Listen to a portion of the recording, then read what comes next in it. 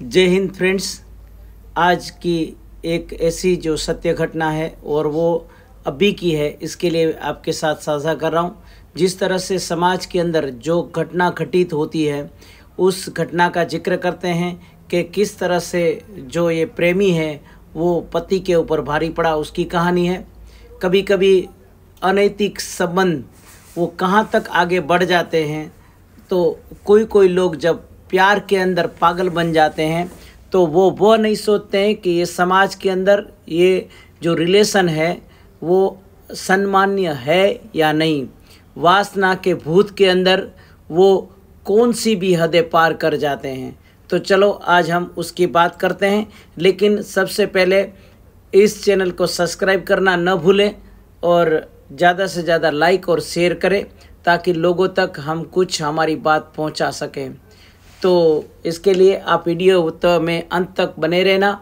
मैं जिस की बात कर रहा हूँ तो कोटा के चेचट थाना इलाके में 3 दिन पहले हुई युवक की हत्या का पुलिस ने पर्दाफाश कर लिया है।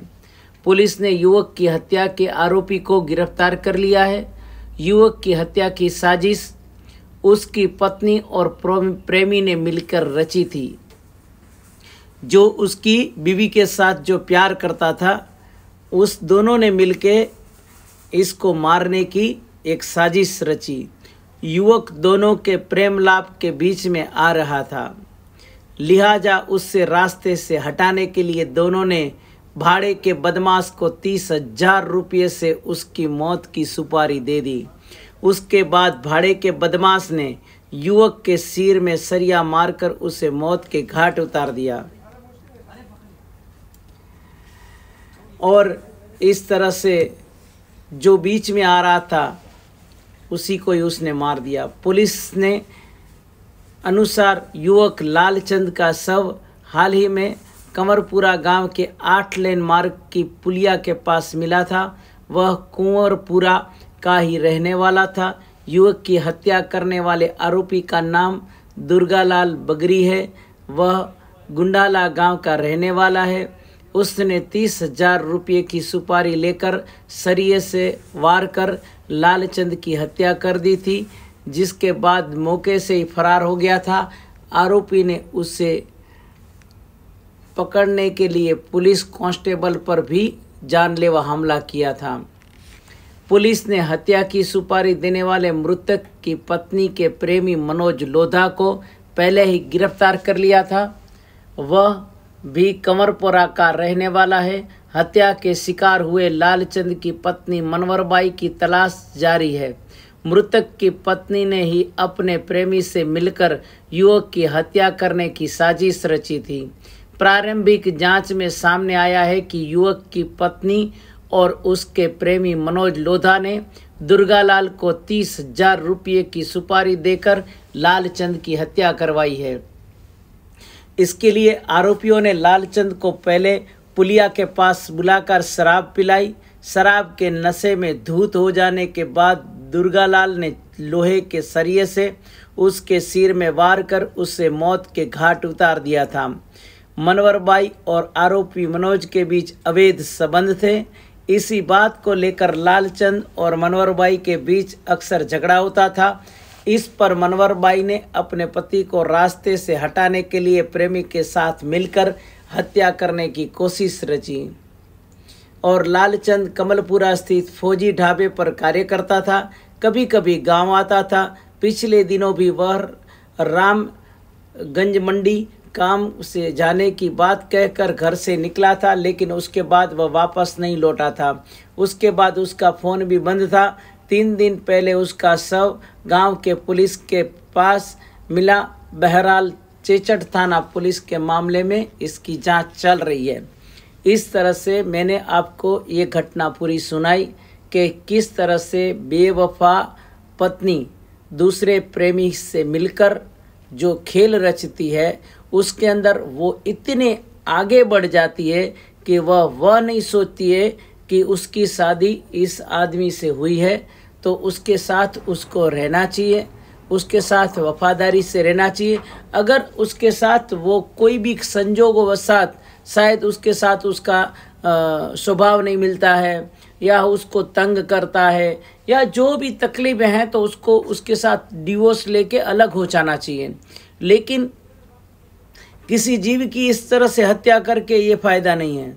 इस तरह से एक बीवी और उसका पति जब बाहर कमाने के लिए जाता है, 4 गांव छोड़कर या आगे और कोई जगह पे, जब इसकी बीवी इस तरह से उसको किधर से सॉफ्ट कॉर्नर मिल गई और फिर उसके साथ चालू हो गई और वासना का भूत इतना उसके सर के ऊपर चढ़ गया कि उसी ने अपने पति को ही मरवा डाला। उससे बेहतर तो ये था कि उससे तलाक ले लेती थी और बाद में उसके साथ जिसका जो प्रेमी था उसके साथ शादी कर लेती थी।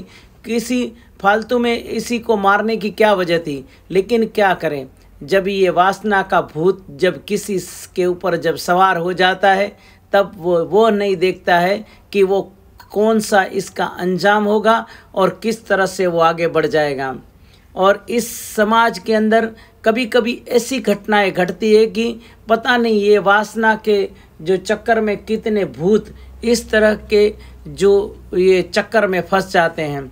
पता नहीं वो लोग ना तो उसके साथ शादी कर सकते हैं, ना उसके साथ ब्याह रच सकते हैं, और फिर ऐसे अनैतिक गुनाह कर डालते हैं। और अंजाम तो फिर अंजाम ही है कि किस तरह से फिर उसको पुलिस का चक्कर, फिर जेल, ये सब कुछ होता है।